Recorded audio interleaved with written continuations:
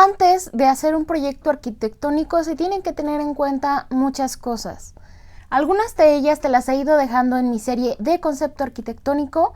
Este video es parte de esa serie y aquí vamos a hablar de lugares donde es confiable obtener información y para qué nos sirve la información que vamos a obtener antes de hacer el proyecto arquitectónico y mucho antes de siquiera pensar en un concepto arquitectónico.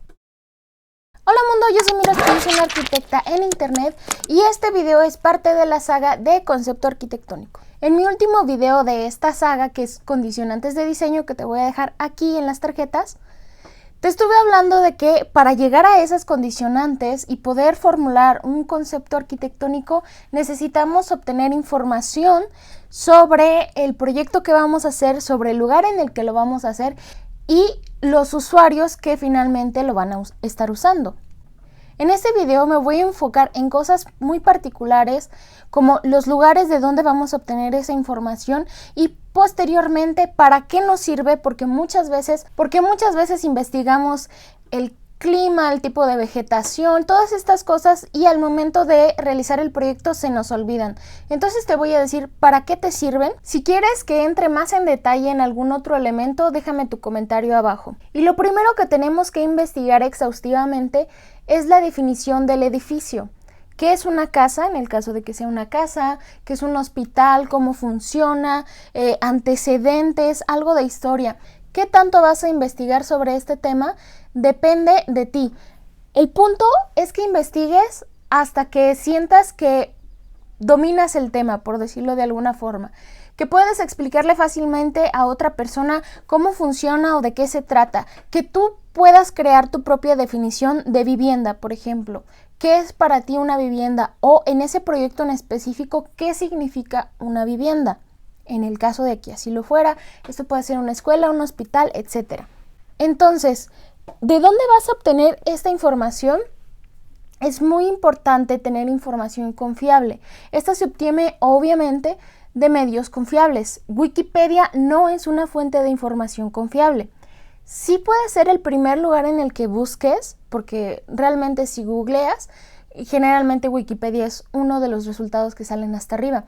Sí te puede servir, digamos, como si buscaras en el diccionario o para darte la idea general de lo que significa y después investigar más a fondo, pero no debe de ser tu principal fuente de información, porque Wikipedia está conformada por los usuarios, o sea, cualquier persona puede subir información ahí, no es una fuente de información confiable, por lo tanto, entonces debes de buscar en universidades, estudios universitarios, libros, revistas del tema, revistas especializadas, documentales, videos. No necesariamente tiene que ser una información que encuentres escrita, pueden ser documentales.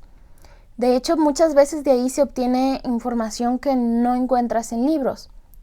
También puedes obtener información digamos ya en el campo más investigativo, haciendo encuestas, cuestionarios, preguntando a la gente, haciendo censos, etcétera, etcétera. Eso es en cuanto a la definición del edificio que vas a construir. Ahora, otro tipo de información muy importante que tienes que investigar tiene que ver con la climatología. El mejor lugar para buscarlo depende de tu país. En México tenemos el INEGI. El INEGI tiene registros climatológicos desde hace mucho tiempo. Entonces debes de buscar la información más fiable. Depende del organismo que se dedique a eso. El INEGI, digamos que tienen datos climatológicos algo más generales. Después tenemos igualmente en México el Sistema Meteorológico Nacional. Cuando busques datos climatológicos de un lugar en específico, busca normales climatológicas. Una vez que entres a la página del Sistema Meteorológico Nacional, en las normales climatológicas, ya puedes buscar por estado, municipio y vas a tener datos, me parece que desde hace 50 años. Entonces tú ya puedes tomar estos datos para posteriormente analizarlos. Otros datos que no encuentras, por ejemplo, datos de viento, los puedes encontrar en aeropuertos, Los aeropuertos casi siempre tienen un apartado donde tienen velocidades de viento y todo eso.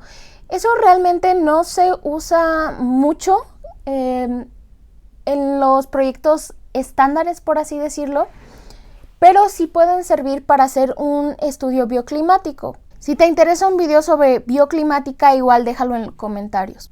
El lugar de donde vas a tomar la información dependerá de tu país. En México tenemos el INEGI y tenemos el Sistema Meteorológico Nacional. En otros países tendrán otros nombres, pero son las fuentes oficiales generalmente proporcionadas por gobierno que registran todos los datos climatológicos. También puedes encontrar este tipo de información en universidades, incluso muchas veces tienen más información que la proporcionada de manera oficial por el gobierno. Estas universidades es importante que sean universidades con bastante prestigio. En el caso de México tenemos la UNAM. La UNAM tiene también registros climatológicos bastante confiables. Creo que con esto queda claro. El punto es obtener información confiable. Para obtener información del sitio se tiene que hacer una visita al lugar donde se va a proyectar.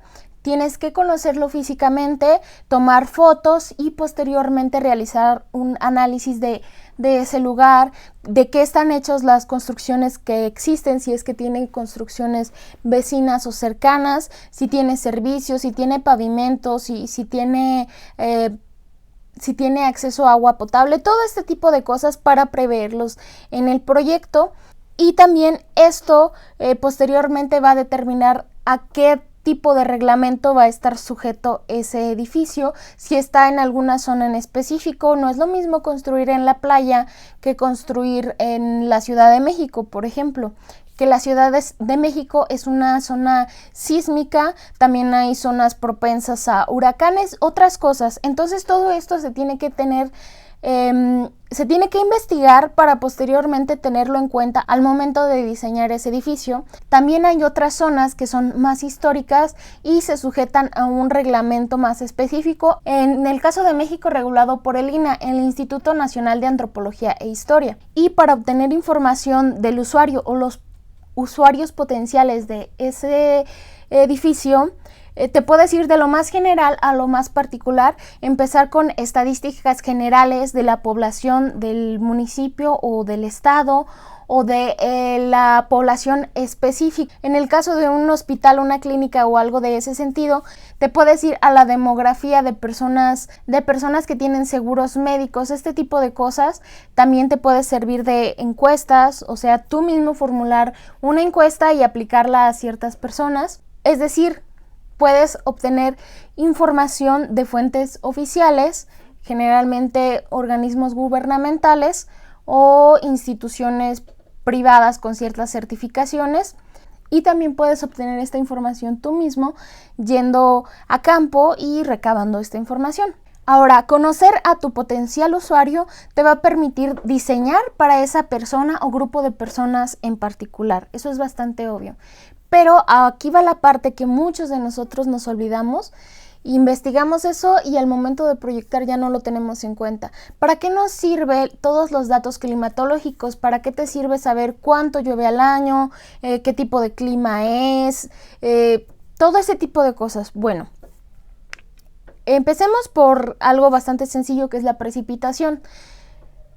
Con la cantidad de precipitación anual que tengas en ese lugar, para empezar, puedes determinar el tamaño y la cantidad de bajadas pluviales que necesites, porque ya tienes un aproximado de qué cantidad de agua tendrías en el techo y obviamente que la tienes que bajar.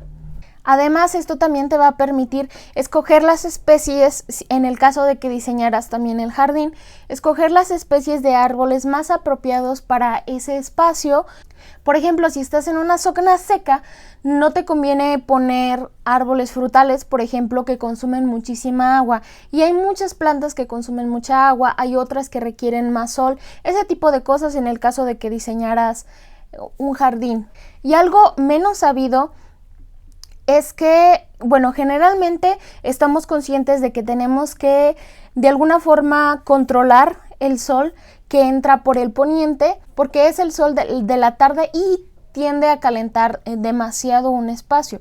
Esto es en México y en la mayoría de países de América Latina. Pero existen este tipo de orientaciones sugeridas que no soy muy fan de estas y voy a decir por qué.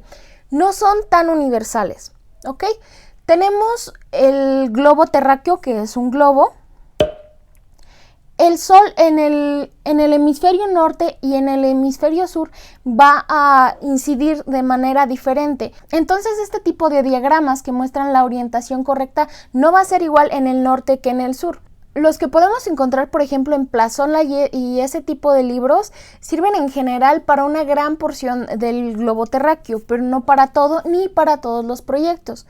Por ejemplo, si estuvieras diseñando una cava, tiene que tener cierta temperatura específica y cierto nivel de asoleamiento, por decirlo de alguna forma, o protección solar. Entonces, esto ya no te sirve para todos los espacios ni todos los proyectos. También, y dentro de México tenemos una biodiversidad muy grande que se debe a la diversidad de climas que tenemos. Hay climas cálidos secos y hay climas cálidos húmedos que se manejan de forma diferente. Tenemos también climas templados y tenemos climas muy extremosos. Y esta es una parte que por alguna razón no es muy conocida. En las normales climatológicas, que te voy a poner una muestra aquí, que no son otra cosa más que un registro de temperaturas promedio de los diferentes meses, vemos cómo tenemos una temperatura mínima y máxima. Esto dentro del mismo mes. Si tenemos una oscilación, es decir, una variante entre la temperatura mínima y la temperatura máxima, esa diferencia es mayor de 10 grados, tenemos que empezar a considerar materiales térmicos, porque aunque se controle el asolamiento no va a ser suficiente. Esto significa que hace demasiado frío y demasiado calor, es clima muy extremo y necesita materiales térmicos. Y esta es una de las muchas consideraciones que se pueden tomar en cuenta analizando este tipo de información. Si quieres saber más al respecto, déjame tu comentario y suscríbete al canal. Subo videos cada semana. Nos vemos en un próximo video. ¡Paz!